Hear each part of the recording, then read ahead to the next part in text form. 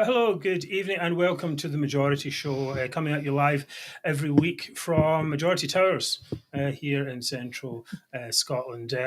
We've got, you might notice here, the Halloween font I put on there. So we've got a little bit of a spectacular. What is more scary, though, than the Scottish Government deciding budget choices? We'll come to that in a moment. Anyway, we're going out live on YouTube and Facebook and Twitter, also known as X, 7 p.m. every Wednesday. I'm here with co-hosts Mark Zegfeld and Mary Devlin. How are you tonight, Mark? I'm very good, thanks. Been quite busy and watching the budget, which with interest. So yeah, it's been a good day. Very good. We'll be talking quite a bit about the budget as we go forward. Mary, how have you been? Well, I've not been very well, actually, but I've been feeling a lot better in the last day or two, I'm glad to say. Yes, well, yeah, that's one of the reasons we were off last week, so we're sorry about that. Sorry, everyone. I'm glad to have you back in any case. Now, Mark, what are you going to be talking about tonight? Tonight, I'm going to be talking about the bullying within public services. Right, okay. And Mary, what have you got for us? Well, tonight I'm going to be talking about the Scottish Tory leader, Russell Findlay's quest to stop the freebies. Okay. Probably freebies. Because they're not free. Well, there is that. And of course, we're all going to be talking about the budget and going to be talking about the SNP's culture of lies and secrecy. And of course, we have Zoomer of the Week. Right, so we'll be back with all that and much more in just a few moments. Okay. No, let's try that.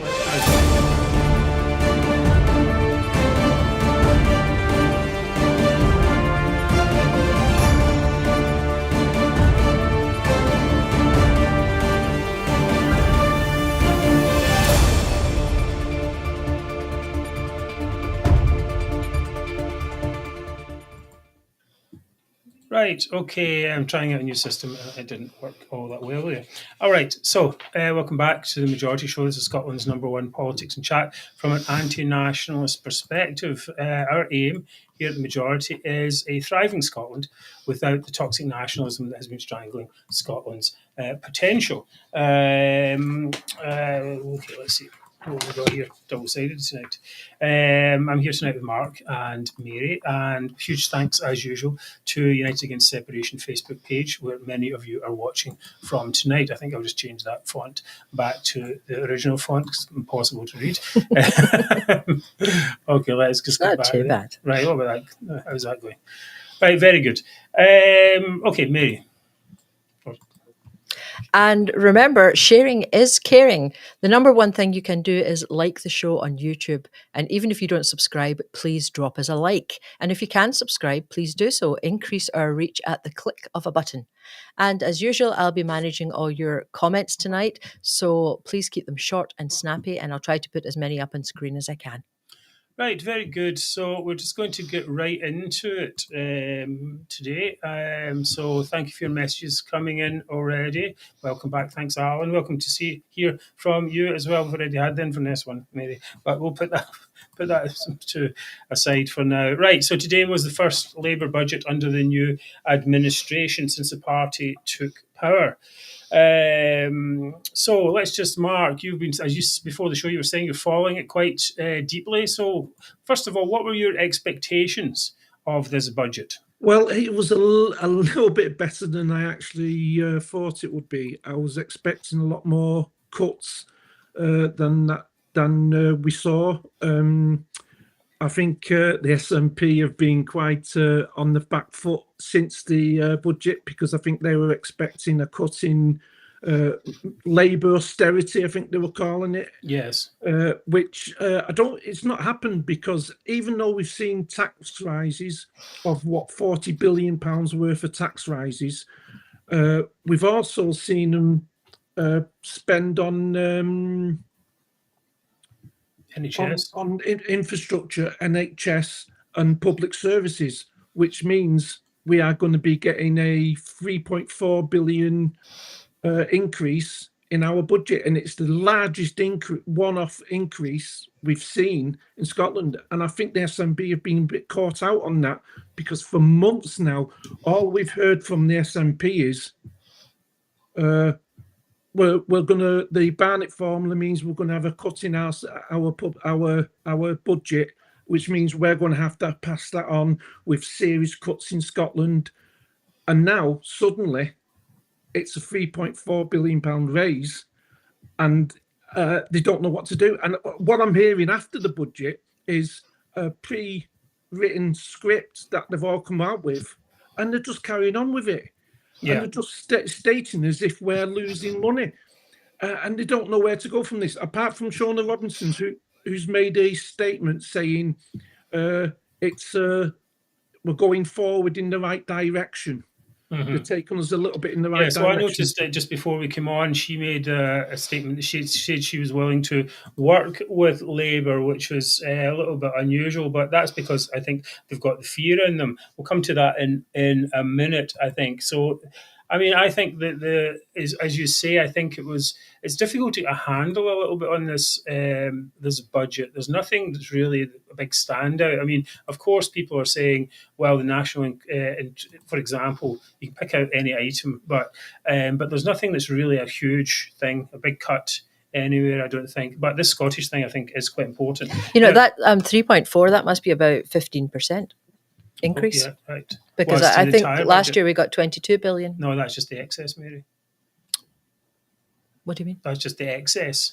That's how much the 22 billion is how much extra the UK pays over and above the what the tax receipts are for Scotland. Right. So that's the actual total budget's like 100 billion or something like that. 111 billion we got. 111 billion. Right. Yes. So it's 3.4 billion on top of that. Sorry, I think we spend round about, we make around about 87 billion, I think it is, and we received in spending about 111 billion. So we had about a 22 billion increase over what we put in. Yeah. So if we get another 3.4 billion on top of that 22 billion extra, that's going to be an extra 15%. Extra, yes. Yeah, you're correct there. Now, we'll have a quick talk about the winners and losers in general in the budget, and then we're going to talk about how that affects Scotland. We've already mentioned the 3.4 billion, I suppose, in that sense. Now, it says, according to the Telegraph, I had this somewhere, basically it said, and they had a handy list of winners and losers. Basically, it said that the winners were the minimum wage workers who get a rise, pensioners who retain the triple lock. I mean, well, that has to be balanced against the loss of the winter fuel allowance for some. Carers, drivers with the freeze and fuel duty. But I thought that was a bit surprising, considering the usual anti-car hatred that comes from the classes, and especially from Labour and Greenies, green influence people. That seems quite surprising. But then again, there's nothing to moan about then, is there really? Drinkers 1p off a pint, which is a bit of a strange one. Again, perhaps, I mean, that's what I mean. It's like these kind of small changes where you go, okay, what's that about really? It's, instead of in the old days, you'd be like, oh, we're going to take 5 pence off or 10 pence or whatever it is, bigger amounts. Well, I think it's to do with the Labour trying to please the working man or working people. They go down the pub and they have a pint. Right. They're not interested in more well-off or middle-class people who might be having a glass of wine, for example. Well, they don't have the minimum alcohol pricing, of course, there as well. And then business rates, it says here, but for business rates for retail, hospitality and leisure. But Mary, I think you mentioned that was because that was to do with that would be in England and Wales. Yes, in England and Wales. That's not going to automatically apply in Scotland. And just before I came on, actually, there was a thing, was Murdo Fraser was saying in the Scottish Parliament that the Scottish Government didn't pass on the last rates relief to Scottish businesses. So basically, the Scottish businesses have been suffering about that anyway. Now, some losers, and some people have already mentioned the comments of this thing about the farms being in inheritance tax, which is an issue for farmers. And I noticed a thing from Jeremy Clarkson. He was grumpy. He said, well, we'll just wait for 4 years or 5 years and you can vote them out. Well, that will happen or not, it's a different matter. Mentioned about employers having to pay more national insurance, which is quite a big deal for many companies. It apparently amounts to £900 roughly per employee per year. And most of the other changes to me seem to be a little bit about like freezing tax bands and so on, and those are things that will come in gradually over time, become more painful as you go on. Mark, would you have anything to add that you think is important? Yeah, I think there's one little important one what Angus Robinson might not like Right, what's is that the one? increase in private jet, the Oh passenger yes, increase in private jet use. So I think Angus might not like that, but mind you, he doesn't actually pay for it, does it? It's us that pays for him, so he's probably not that bothered, to be honest with you. right. But Well, yes, and then we've got other stuff like. I mean, it's difficult to get a handle on it. I think. I wonder.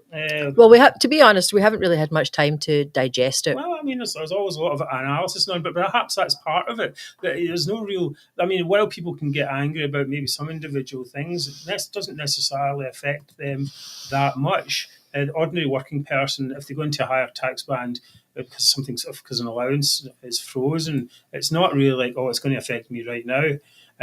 Whereas minimum wage workers do get an increase. And you talked about the spending side, which I didn't see too much about. So you know, I didn't notice much about efficiency. Was there anything about being more efficient, Mark? there was a couple of things about they're going to set up a COVID a special unit to look into the money Yes. spent during COVID.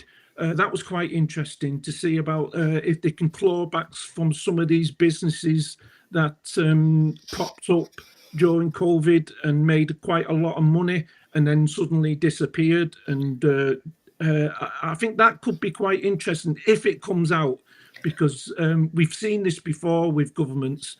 They say we'll set up these, to investigate this, and then you never hear of it again. But that might be quite interesting somewhere down the track to discover where all the billions actually went, because we spent a hell of a lot of money, and we didn't really see the full benefit, I think, from some of these companies that were set Well, up. of course, everyone immediately thinks of Baroness Moan Yeah. and her. Who knows what's going on there? I mean, probably it's under investigation, right? And I think Sunak's wife as well. I think Sunak's wife set up a little a COVID business during COVID times, I believe. So maybe it's a little dig and a little warning to the Conservatives. Right. Yeah, I think that's. Well, I mean, I think you can't complain about more oversight of processes. I suppose. Well, that's, it's only worth doing though if you can actually get the money back, because most of those companies that if they'd set up and they were just doing something short term, they'll have closed down and all the money, all the finances, all the financials will be gone by now.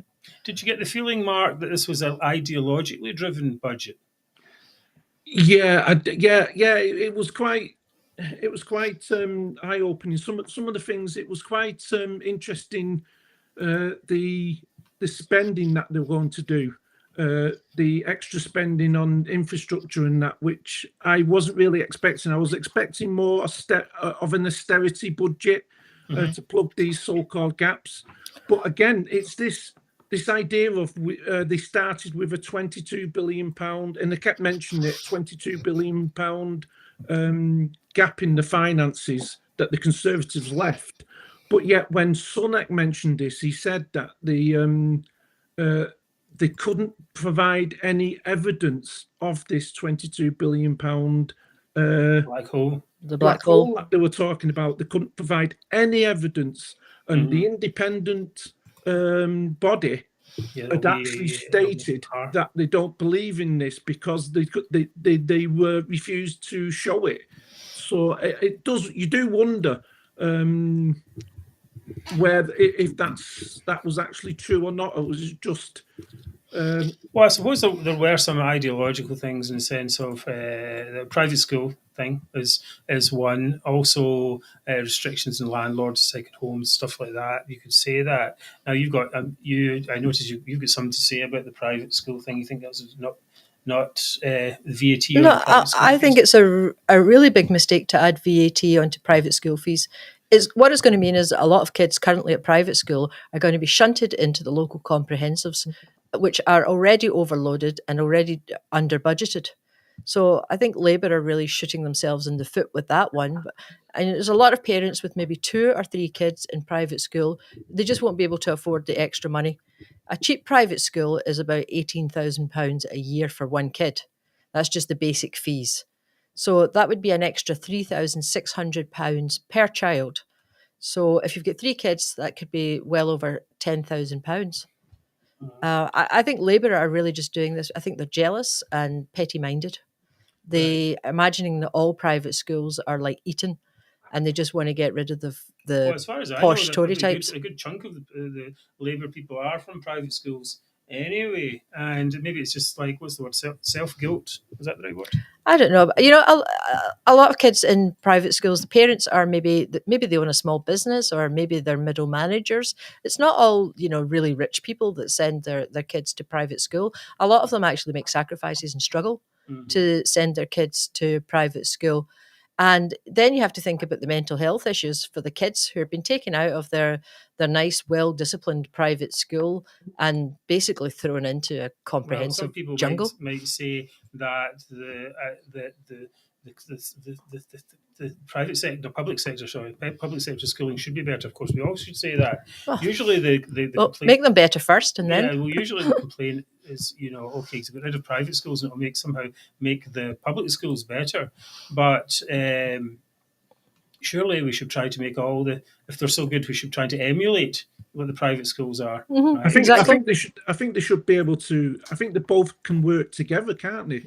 Both sectors, the private schools and the public schools, they can work together.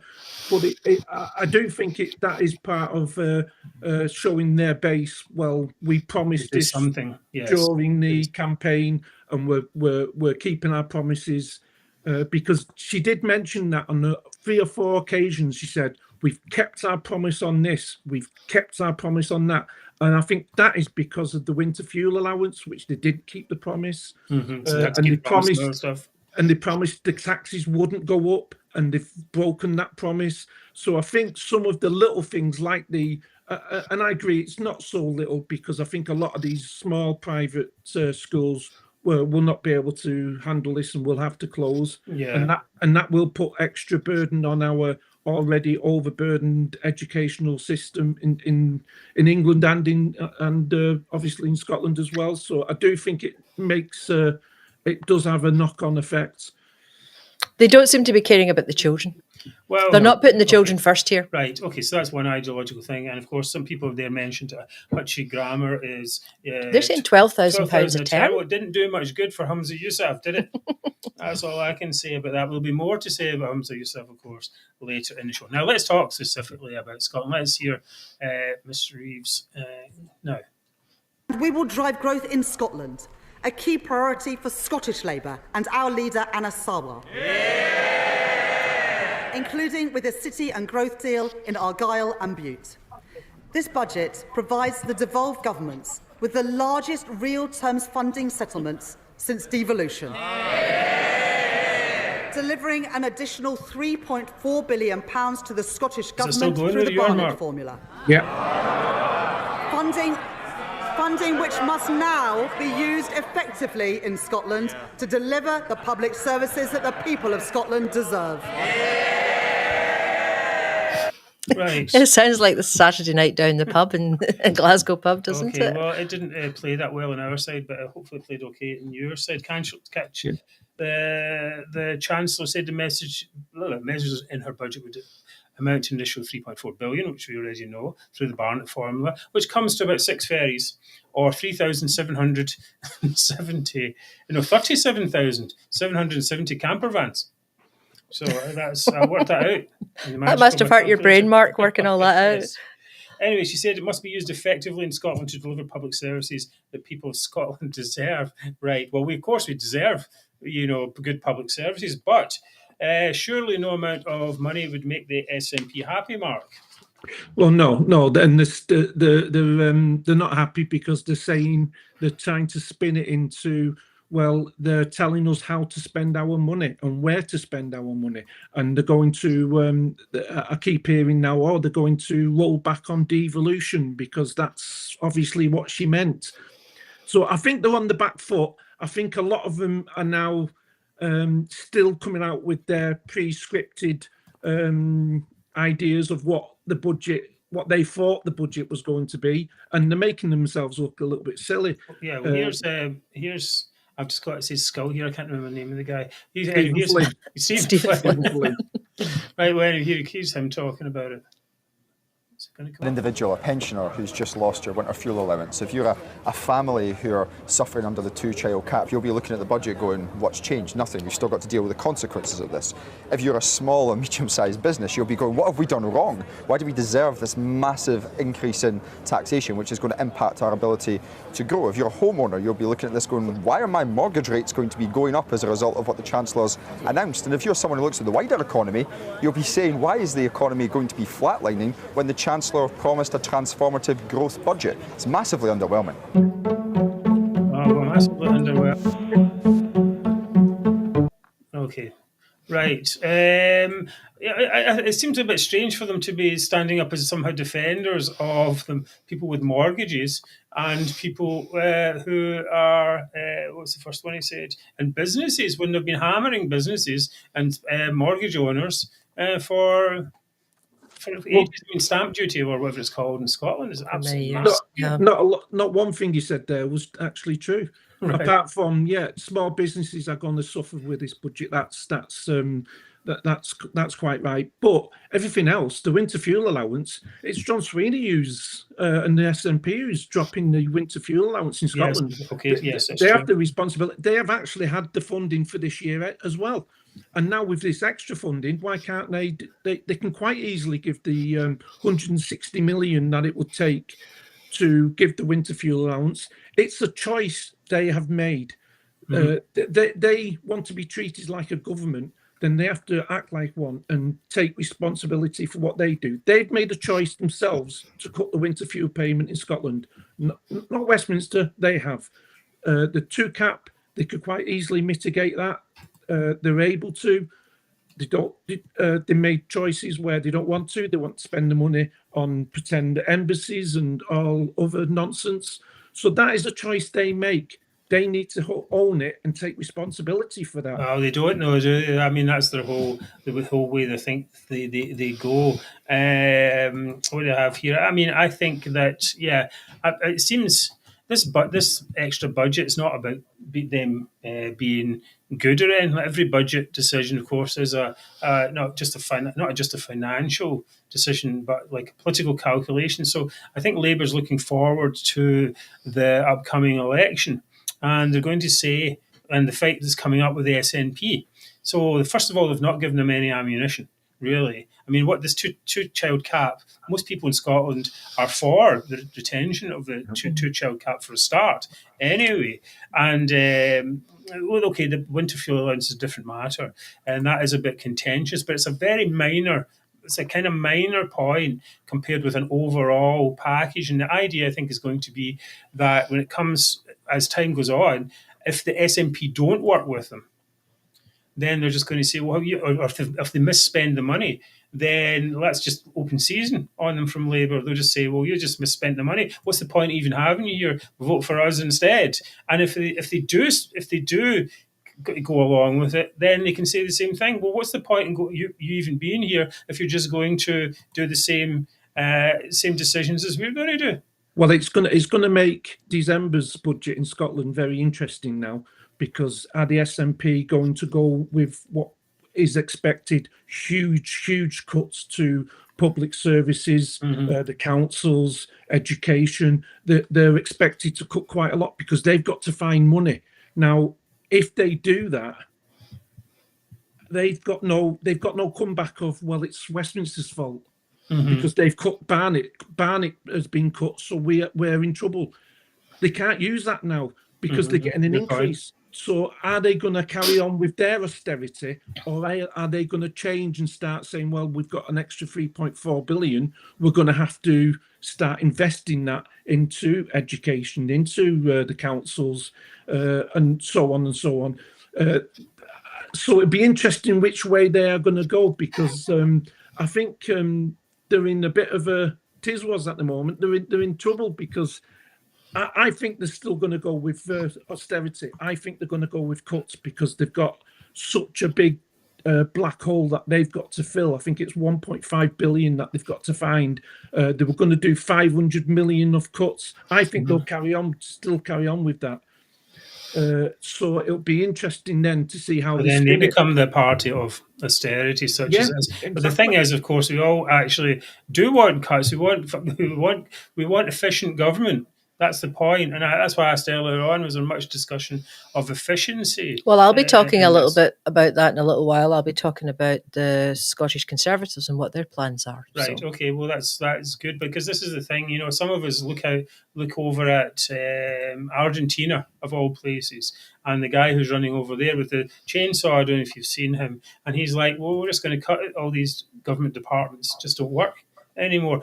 Or look at Elon Musk, who's basically saying we're going to, if he wins, and that's maybe not far off, perhaps they're going to have an office of government efficiency. He cut 80% of the staff of Twitter, and the thing's still working fine, just the same as it was. So, I mean, if you have that type of thing, and you could restore a lot of money to the people, and particularly in Scotland, where we just saw that the Scottish government has doubled the number of workers since, I don't know, in the past few years, basically. So. Well, I did a freedom of information on the central care system that they've come up with, and it was what came back was they've had over 120 public sector workers working on this system, over 120, and they've had it's cost 2.28 million. It's cost so far, and the councils have sent it back as unworkable. Okay. The councils have said that rejected it. Even the Greens have come out and said they will reject it because it is unworkable and it's not. It's not fit for purpose. It's too unwieldy for them. They don't have the ability to actually deal with something like that. It's beyond their capabilities. Yeah, no, it really is. Okay, next up. So I think this is what it's all about. It's basically all about this fight that's coming up for the Scottish Parliament elections, and we're going to see more of that as it comes forward. What's the point of the SNP if Labour's doing all the left of centre stuff anyway? What's the point in them if they're doing austerity? I mean, it's caught. The SNP are caught, really. Okay, so. We'll see how that develops. One thing, I think this issue efficiency is important though, but we're already getting taxed more than before. It might come to will it come to a head? I don't know. Maybe perhaps this type of budget where it just seems like a little bit nibbling at the edges. It feels a little bit like it doesn't really get anyone too upset. I mean, people are kind of upset in the day, but is it really going to change many people's voting preference? Are people still going to go say wait and see? I don't know really at this point. Okay, so we'll be back in a few seconds. We're going to talk about the SNP's culture of secrets and lies.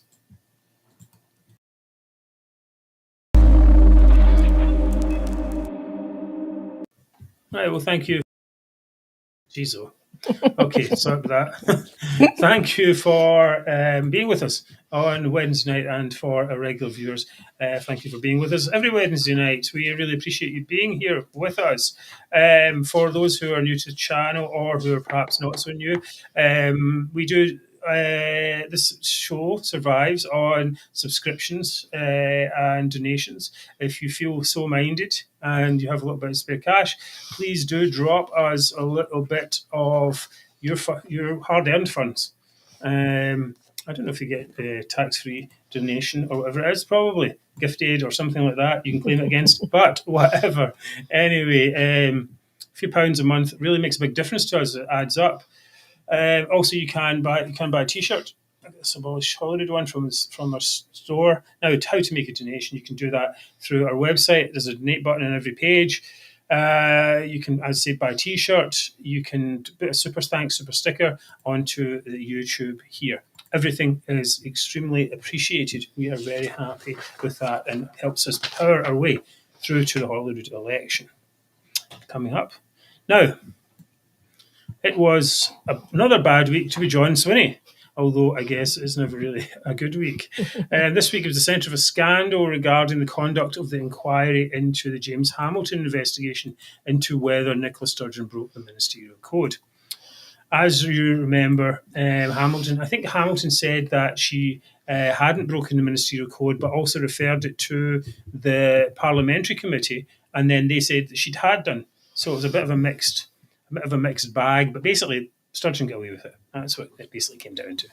Anyway, but there's some mystery about all the legal advice that the Scottish Government used in this inquiry, and also further from it, because someone in April 2021, it says here, a Freedom of Information request was made to obtain all the evidence that had been submitted to Hamilton. And since then, the SNP administration has fought tooth and nail to not release the information. It's claiming all kinds of things. Won't go into it, but it's going backwards and forwards through the courts, through the Information Commissioner. Information Commissioner even took the Scottish Government to the courts. It's just going on. But anyway, in the end, after an appeal, the Scottish Government was forced to release 101 pages of emails and legal opinions. And so, now why didn't they want this released? Well, this is because of certain things. Now, I've got this clip from Russell Findlay, and I don't know if it's going to play very well. So we'll see how it goes. Mark, I might have to ask you if it's playing okay going through, but we're going to play the first part here. Maybe if Mark tells us if it's not playing okay. Oh, that's a good idea. Okay, all right. Okay, so let's have a look. You've yet again wasted taxpayers' money, keeping secrets from the paying public. And even worse than this arrogant disregard for transparency and public money is more evidence of this government's culture of cover-up. And who's at the heart of it?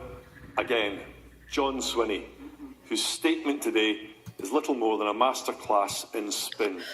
So here are the facts. A Scottish Government official was transferred to work for James Hamilton while he investigated allegations that Nicola Sturgeon breached the ministerial code.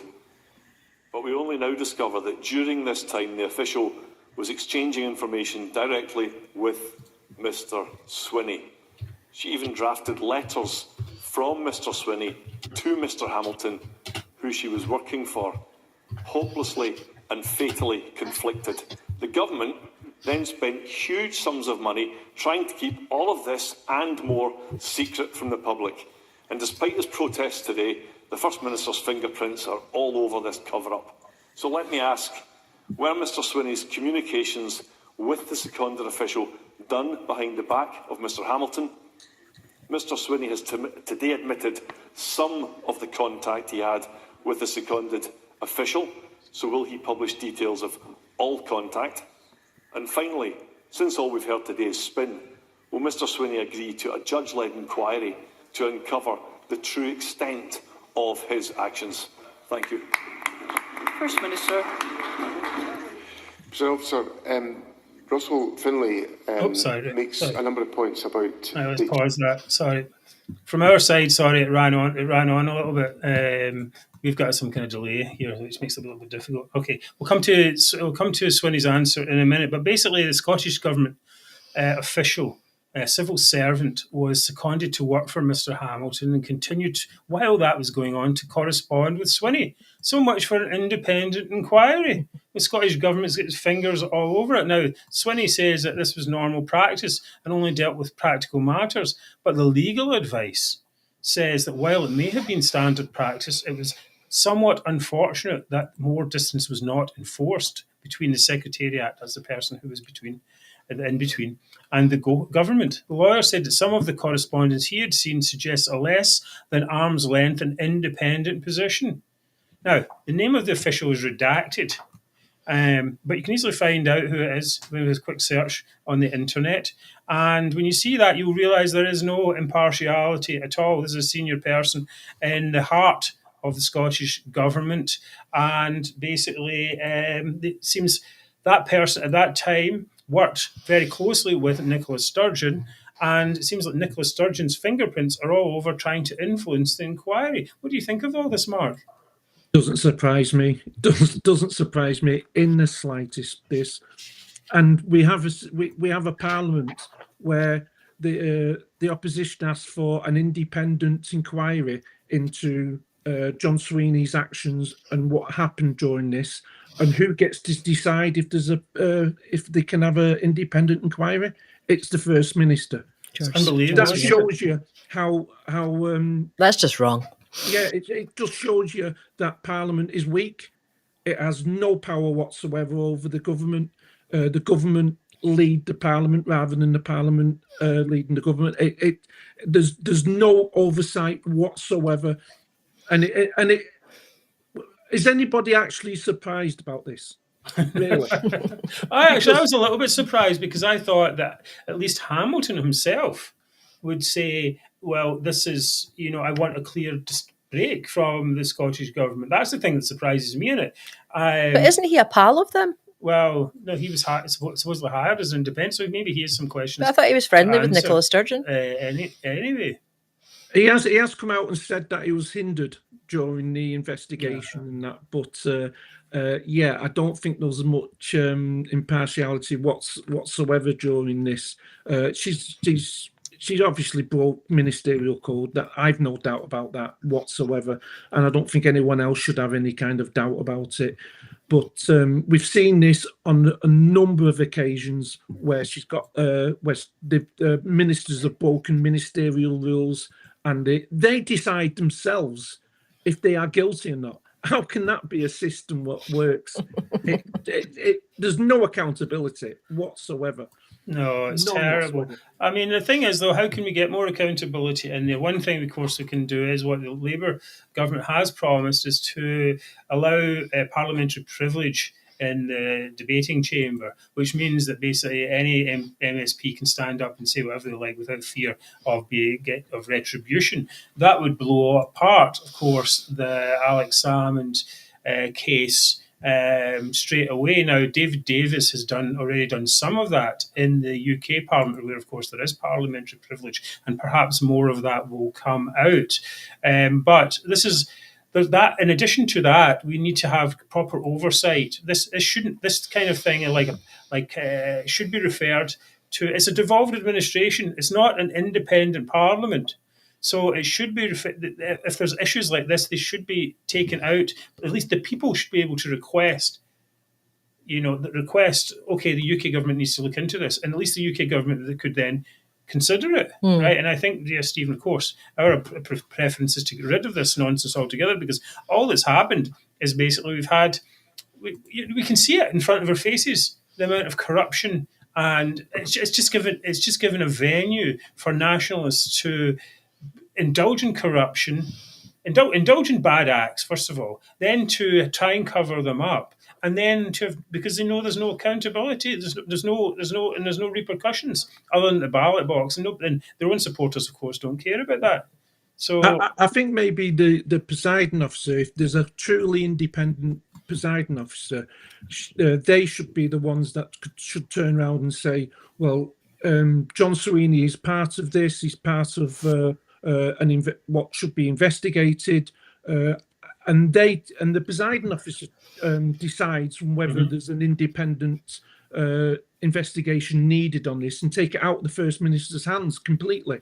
But they don't have any kind of power, the presiding officer. They're not as independent. The power's in all the wrong places, isn't it? The power is very centralised in the office of the First Minister. There's not really a proper committee system. Actually, you could say, we expand that, make it better. Some people say put a second chamber in there. Are they idiots? More of the same. No, I don't think so. I disagree with that. It should be less. It should be taken away functions. It should basically be Westminster to say, look, if you cannot run this thing, we'll close it. That's what they did with Stormont in Northern Ireland. You can't do it. We'll just close it. Put it into special measures. Yeah, put it into special measures. And if this is the amount of corruption that's going on, and maybe that's possible, we'll see. But the other alternative, of course, is Labour are going to take it over with, most likely, and then we'll see what happens then. Now, can they actually take it over and then actually do something with it? I don't know. We'll see. There is something that the Conservatives and Labour have agreed on. And I've said that when they get the power or the numbers in Parliament, that they will change, is that they are going to strengthen and change devolution and change the processes of the Parliament, because both have agreed themselves and together that it's after 25 years, it's not working and it's not efficient at all. So maybe once the SNP's powers reduced, they don't have the numbers in Parliament, something maybe get done to strengthen Parliament, but we'll see. Yes, indeed. Mary, you're going to talk a little bit about another lie that was exposed this week. Yeah, a different type of lies was exposed this week when government officials had to order John Swinney and the SNP to stop claiming their policies had lifted 100,000 children out of poverty. The ministers have told them that the ministers have been told that they're not allowed to use this line anymore.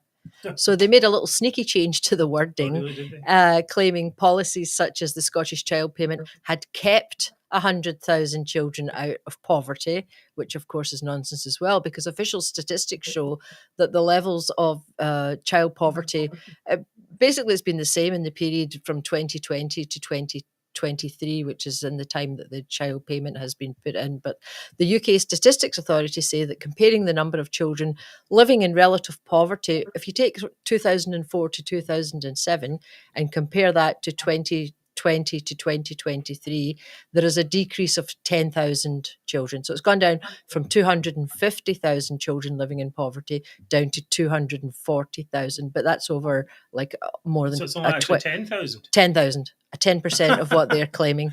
Well, and that's in a 20-year period. It's not to do with the child payment. And the child payment comes directly from Westminster anyway. It's just Westminster money. I mean, this is the thing. Okay, you can if they're taking responsibility for how they spend Westminster money, then it goes all ways, right? So if they get more money and they need to be using it, but they also have to take responsibility for their mistakes as well. It just seems that they just want it all one way. But I mean, this is a lie that the SNP have been using all the way through they used it all the way through the election, didn't they? Well, it was done on this modelling that they got a private company to do, and that's where they got this 100,000 from. But it was a company that they hired to do this, and it was kind of the figures were kind of manipulated to come out with this kind of modelling that.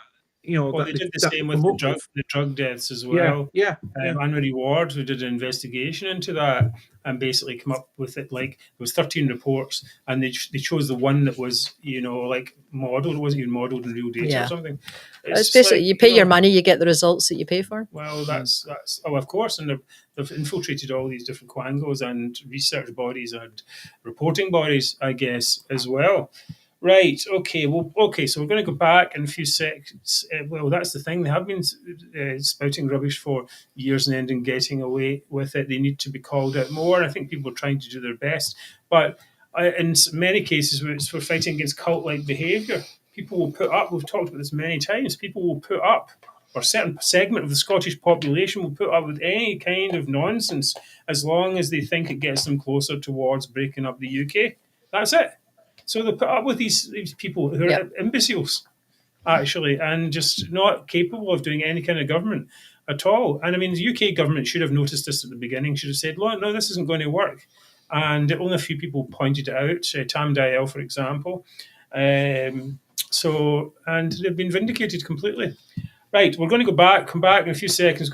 Mark is going to talk a little bit about bullying in the public sector. Now, please do it. Remember to like and subscribe. We like you to like, and we'd like you to subscribe as well. That's great. Thank you.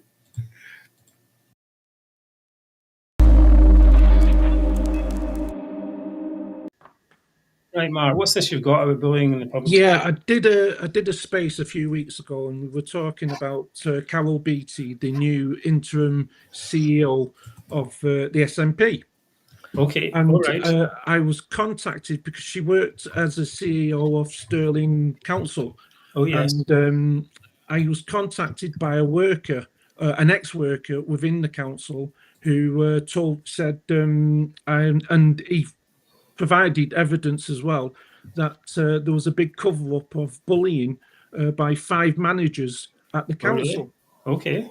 And he was one of them that was being bullied, and they asked Carol Beattie to intervene and have a look at this, and she refused. Oh, really? She was allegedly part of the cover-up. She didn't want to know. She wasn't interested whatsoever. And we talked about this in the space, and then afterwards, I'd had quite a few messages from quite a few different people saying this is a wider problem than it seems that's been talked about. And I was contacted from people within the police, within the National Health Service, the care system, local councils, all saying that within the public services there is a huge amount of bullying going on, which isn't being taken seriously. There've been whistleblowers who have been shut up, sacked, or moved on. Right. And this is going. This, and we can. Is that the usual? Is that the usual form of it? That it's like people are trying to get other people out of jobs, or it's mainly from whistleblowers.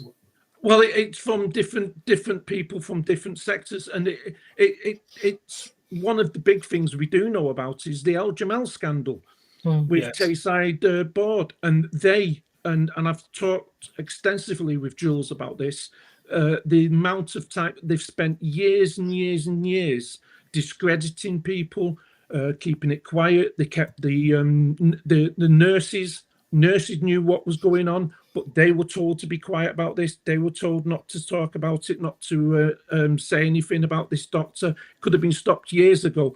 And this is going to come out in the public inquiry that's going to be started. So we do know that this happens, but this is a problem within Scotland from the top, because we know how Sturgeon acted as First Minister. Mm-hmm. We know how the amount of bullying that went on from her government and the premises of the SNPs. Well, and Salmond before. The amount of bullying. Now the allegations of bullying coming out.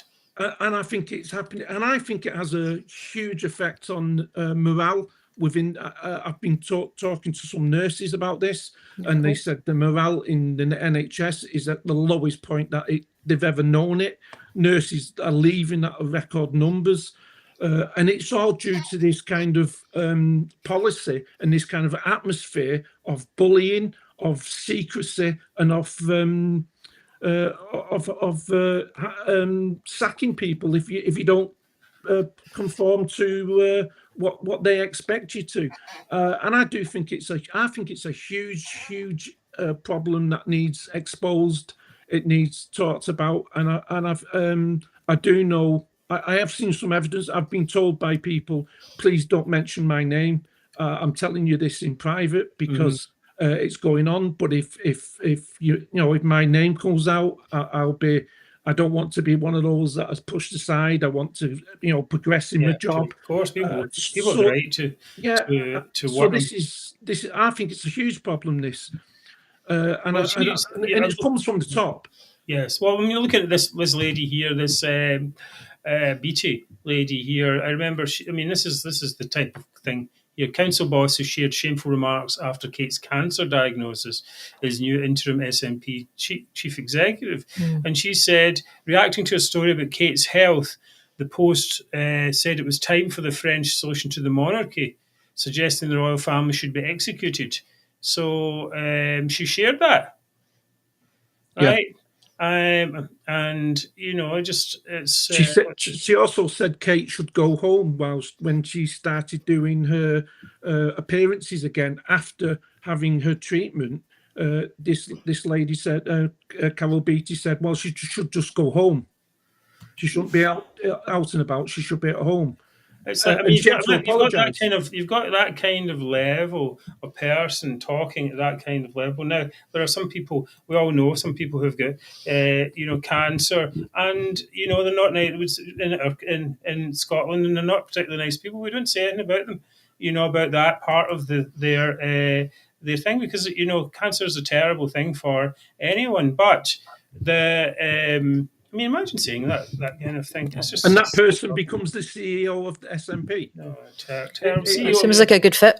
Well, that's the thing, isn't it? That's the thing. It's really shocking that. You think the job interview process? You wonder, have you got in your social media? That you might be a problem. No, You know, well, she'll put that up and say, well, I did say this about the royalty and that, and they'll say, oh, that's fine, that's good, that's yeah, of course, that's the thing. Our supporters like that, so that'll do. That's right. That's no problem. Have you said anything bad about the SNP? No, well, that's good then, because if you say anything bad about the SNP, you don't get the job. So that seems to be the way. And the bullying also is in charities as well, because we do know from Anne-Marie Ward, and she's mentioned this, that if you speak out against the SNP, you will not receive any kind of funding from the Scottish government. Oh, yes, we see that. And the same in the creative arts and so on, creative agency. Very similar as well. Yeah. Well, I think, as you say, it does come from the top. This is the thing, a culture of centralisation, of what's the word? Division. You're either on our side or you're a traitor. Right? That's part of it. That's that idea. And it's not like we're all in this together. That's not what it's about at all. We're not all in this together, and we're trying to make a better Scotland. It doesn't work that way. It's like they think they're trying to do the best things, and they're calling everyone else traitors, and that's where it comes from, basically. And they think they're better. They think they're better than everyone else. Morally superior. Yes, it's terrible. Right. Good section there, Mark. Find out more about this and come back. I'm still the number of messages I received and paperwork. It was quite overwhelming, quite honestly. Well, so I'm still of course, it's an awful situation to be in, being bullied at your workplace or for any reason, and it has to be stopped. It has to be addressed. Even in the schools, they've tried to stamp out almost all of that, and if they can stamp it out in schools where it's just. They're not stamping it out in schools. Well, but it's a lot better than it used to be. Anyway. Okay, in a minute, Mary's going to comment, or not a few seconds, Mary's going to talk about Scotland's freebie culture. Yeah. So we'll be back with that. In a second, please do remember to like and subscribe. That's the new thing. You can see this.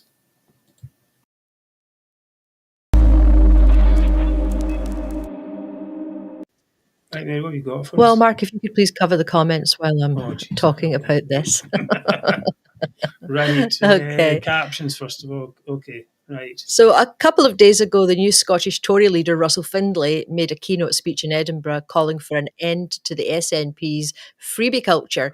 And he outlined his plans for a major reform of Scotland's, what he called bloated public services. He suggested closing down quangos, cutting back on staff within the NHS, ending free prescriptions, stopping baby boxes, and closing the Scottish Government's foreign embassies.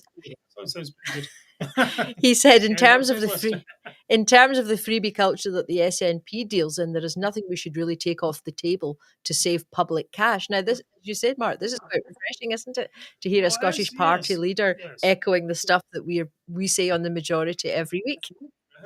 So maybe Russell watches the show every week. We never heard.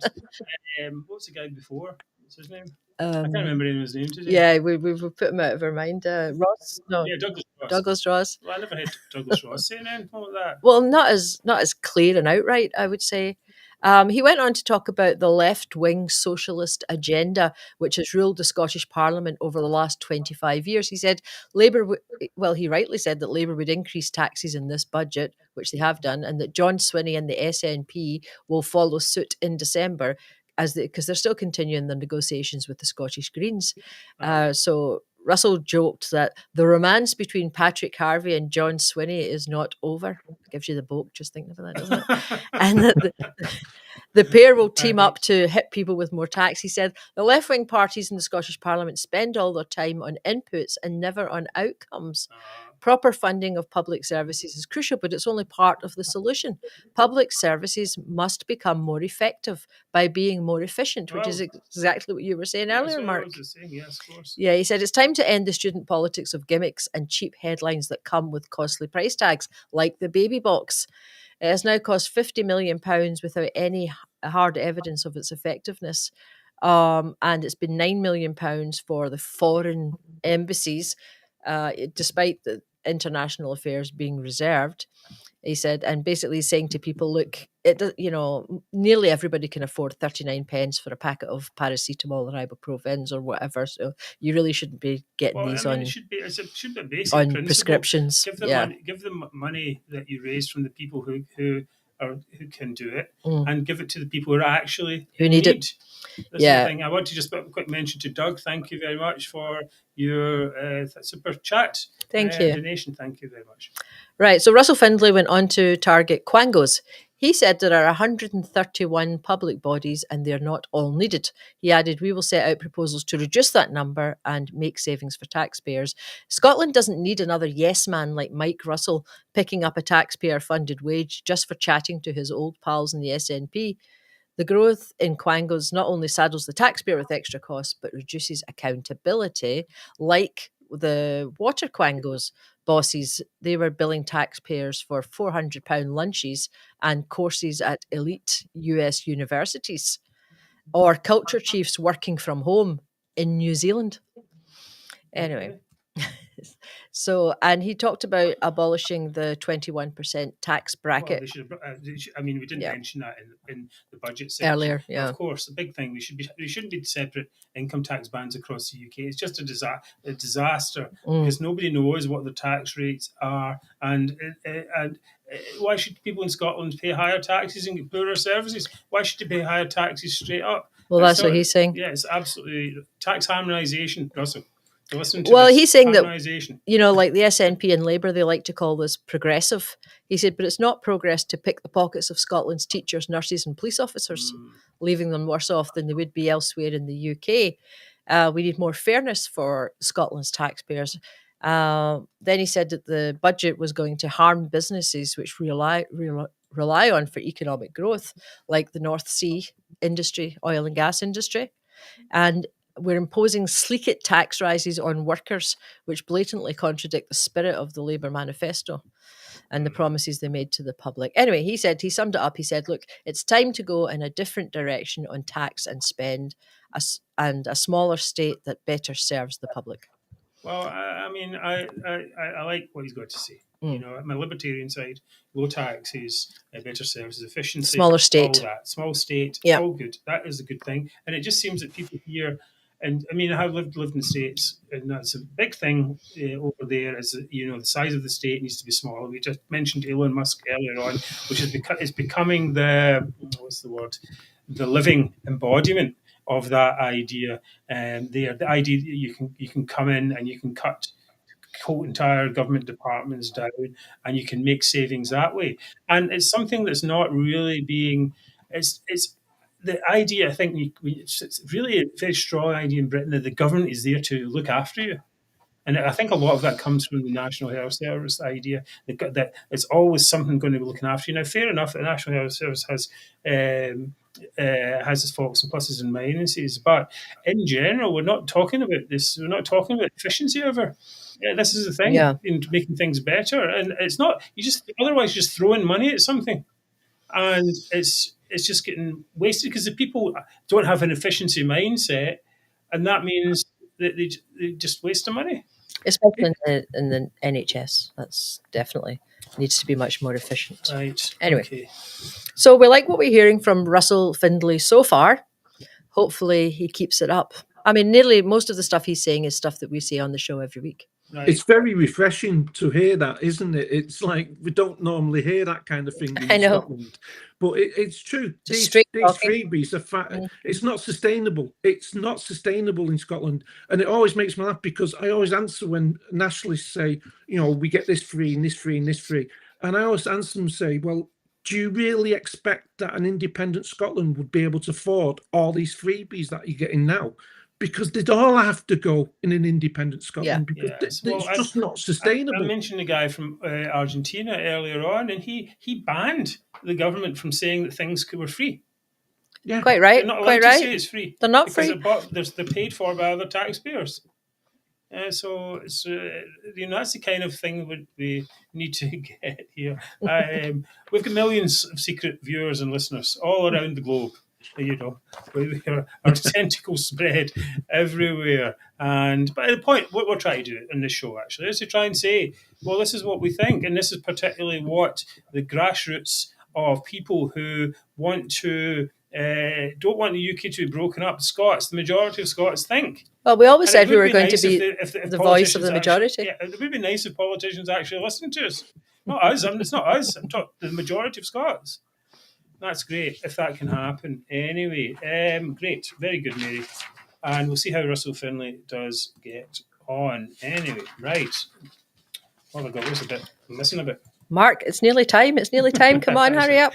Okay, things you can do right now to support the show. You can buy a T-shirt or a mug. You can be like Doug, who has now done £1.99 donations. Is that 3? Yes, already. How amazing is that? Super chats. Either he doesn't know how to use the system, or it doesn't let you do more than $1.99. Doug might be asking. He might be asking for a refund at the end of the night. In any case, thank you very much, Doug. Very happy, and hopefully floods of you will then now follow his. Please follow Doug's example and do that anyway. Of course, you can subscribe to the show, and no, she's not won yet, and you can tell your friends all about us, and you can do all of the above, which makes us feel extremely happy and fulfilled while we're getting cheery. Must be the time, the big moment you have been waiting for. It is the highlight of the week. It is Zoomer of the Week. Yay!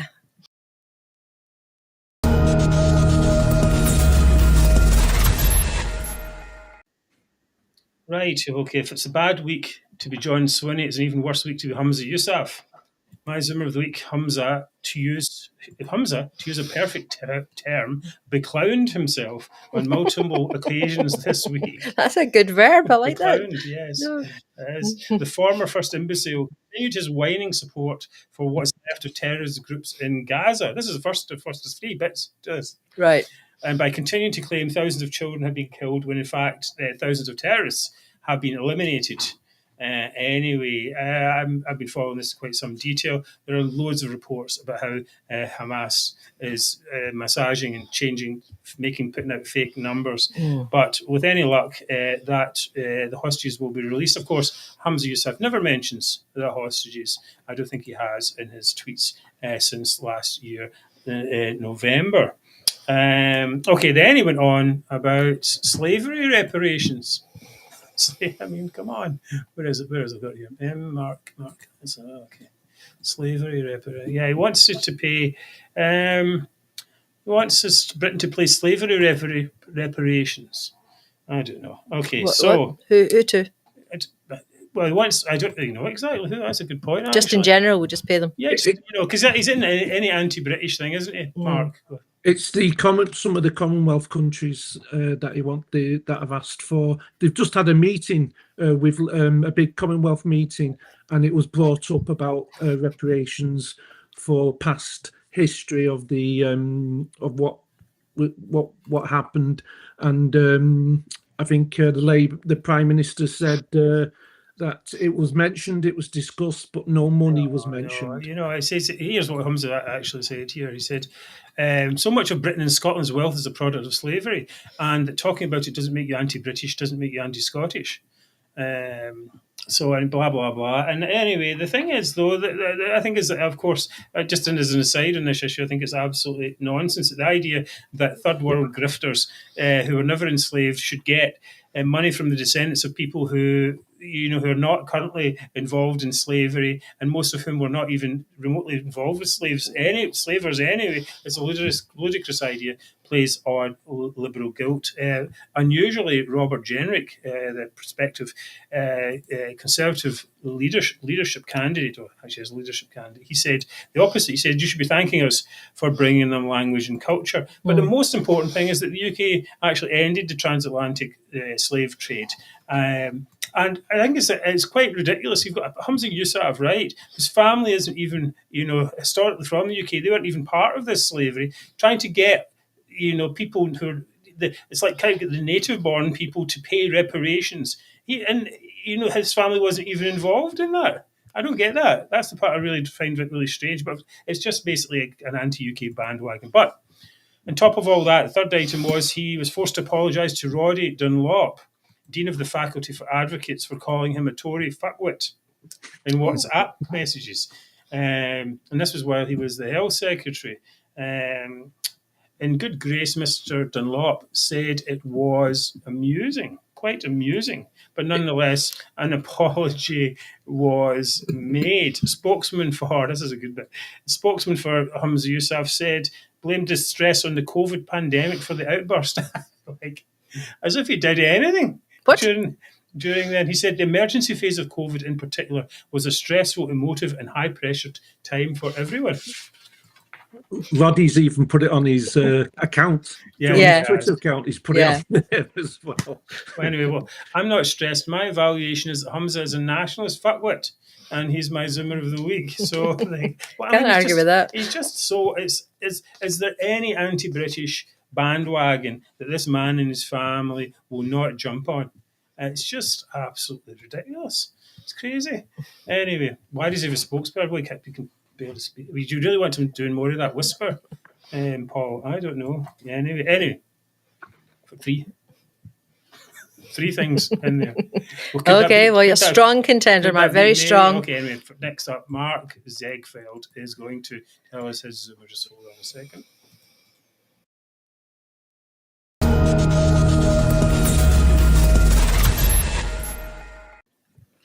Well, my Zoomer, and it's quite a quick one, is the First Minister, Honest John Swinney.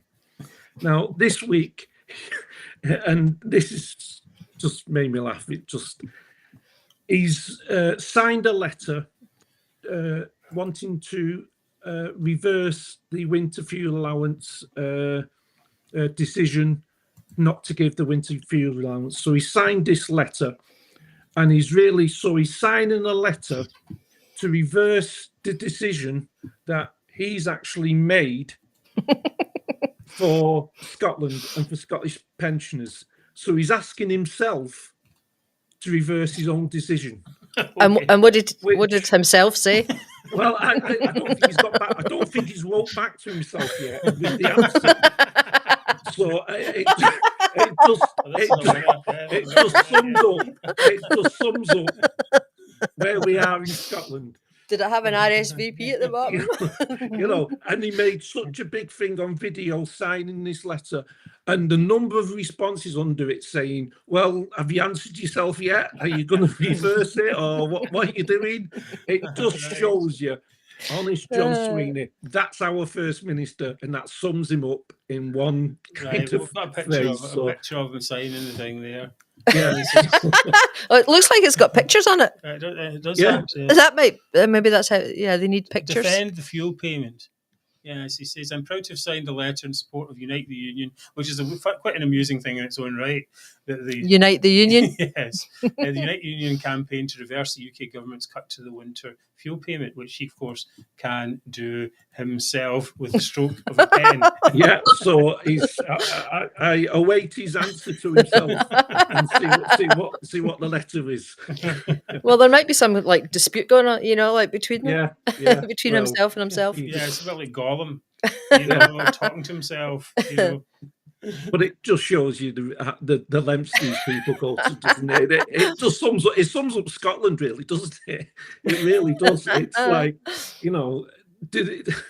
Well, I don't know. But they're protesting themselves. Yeah, so I think they'll disappear up their own behind. Anyway, that's the end result. That could be a classic. Right, I think I think that definitely has to win. Next up, it's going to be Mary's. Right.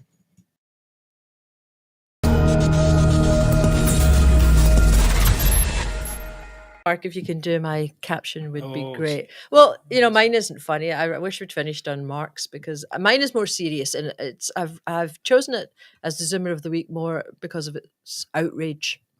I'm outraged, so I hope other people will be too. So my Zoomer of the week are the anti-Semitic protesters who forced an Israeli bowls player called Shalom Ben-Ami to pull out of the Scottish International Open in West Lothian, following a petition signed by more than 4,000 protesters who demanded he be excluded from the tournament. So the campaign groups Show Israeli Genocide the Red Card and Scottish Sport for Palestine criticised the World Bowls Tour organisers' decision to include Israel. The petition launched by the groups explained the International Court of Justice has already found Israel to be an apartheid state. And as a signatory to the Gleneagles Agreement, Scotland is obligated to ensure that no sporting ties take place with athletes from countries with apartheid sporting policies. So this Gleneagles Agreement was signed in 1977, and it's for Commonwealth nations where they unanimously pledged to end their participation in sporting competitions with South Africa in opposition to that country's apartheid regime. So I'd just like to point out an aside that the International Court of Justice, who are saying that Israel is an apartheid state, is headed by Nawaf Salam, who is Lebanese.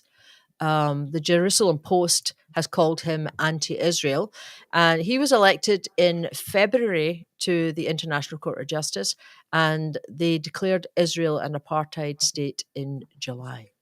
So, well, I mean, this is. I mean, sorry to jump in with this, but this idea, this apartheid state, is just one of these things. The same they're throwing out this. Oh, it's genocide. And it's apartheid and all this. Actually, there was real apartheid in South Africa, and it was a thing. There's no apartheid in Israel. I mean, Muslims are in the government and everything, and head ministers, all kinds of stuff. Arabs, I should say, and non-Jews, in fact, as well. So it's just politically driven. But the thing about this that strikes me really is that we have this person, right, who's been invited to a sporting competition in Scotland, and no MP has stood up and said this is wrong. No MSP has stood up and said that this is wrong. This person has been bullied, right, by these groups who sent 4,000. They say they sent 4,000 signatures. Who knows where they came from? Whatever it is. I mean, and why is this Scottish Bowls World Tour, or whoever it is, organisation? Why are they even kowtowing to it? It's like, that's not the way it works. Even the Eurovision didn't back down, or the Olympics don't back down to these people just trying to bully people. Yeah. And it's a terrible thing that the way this anti-Semitism has risen in Scotland. And we talked about these Iranian bots that are pushing misinformation and anti-Israel propaganda on social media and still haven't been closed down. It's absolutely terrible. And then you've got that other thing as well, the National as well, promoting anti-Semitism on its front pages. It's disgraceful. Yeah. Anti-Semitism is rampant in Scotland. All the people who say, oh, Scotland's a welcoming country, not if you're English or Jewish. Absolutely not. Terrible. Terrible. It's a terrible indictment of our country, Mark. We've got a huge issue. I was asked to ask Douglas Lumsden if he would do something about Barclays in Glasgow, which is surrounded every single weekend by protesters. A guy who's I know on Twitter contacted me and said, he goes every week, he's pushed, he's harassed. The police stand there and do absolutely nothing. He said the people are actually walking out and not going to the bank because they daren't walk past these people. He said the harassment is huge and the police stand and do nothing. So I asked Douglas if he would look into this, and he said absolutely. And the guy contacted me and said, it was better this weekend. He went again this weekend, and the police were actively telling them that they would be arrested if they blocked people or if they harassed people or swear at people like they have been doing. We have a huge problem in Scotland, a huge problem with anti-Semitism. I think we have a huge problem in the UK, and I think we have a huge problem within Europe now with anti-Semitism, and I think it's getting to a scale. It's getting to a scale that we saw in 1930s Germany before the war, where they were spraying graffiti on buildings like they are doing now. They were protesting weekly. They were stopping, banning Israeli Jewish companies, and that's all happening now. We are seeing that now, where they're boycotting Jewish-owned companies or and all sorts, and these weekly marches. The thing is, they're so proud. This is the thing that struck me about this Bowles thing. They're so proud of it, right? They're like, well, we succeeded to get this guy, out of this thing. It's like, it's a guy playing bowls for him. I mean, come on. Yeah. It's Jewish people are scared to go out on the street on their own. Yeah. I know from some friends from Manchester, because where I was is quite a big Jewish community, and I've got friends who are Jewish, and I've spoken to them who I went to school with, and they said they are scared to go out on the street on their own. They are told to go out in groups. Absolutely terrible. Something's got to be done and about this. We don't have anyone standing up. I mean, I think this is my main point in this, is that we don't have anyone standing up, a leader, who will say, no, this isn't not wrong. acceptable in our country. I mean, whether it's Scotland or even the UK, this is simply not acceptable. Get back in your box, and whatever justifications you're using and all that. No, that's no good. That's terrible. Anyway, Mark, actually, you have it's to decide today. So right. Well, and please feel free to vote for yourself. So mine was go ahead.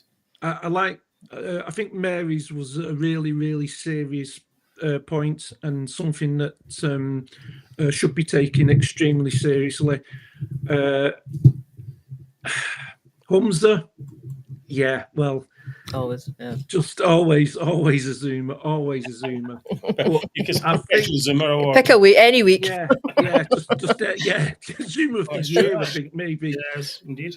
But I think I'm gonna go for Mr. Swinney, honest John Swinney, just for the laugh that he's provided for everybody. I didn't actually realise before you put it on. Once you explained what it was, it's hilarious. It's just for the Zoomers. I'm gonna have to pick Mr. Swinney. Right. So hold on, hold on, Tara, get that up on the screen. Right, so the winner of Zoomer of the Week is Mark with John Swinney. Well done, Mark. Well deserved. Good. Right, okay, so we are so happy to have you all with us in the show every week, Scotland's #1 politics chat from an internationalist perspective. Our aim is a thriving Scotland without the nationalism strangling our potential. We'll see you at the same time, same place. Next Wednesday. You may have noticed, this is a thought for the week, we didn't really mention Alex Salmond tonight.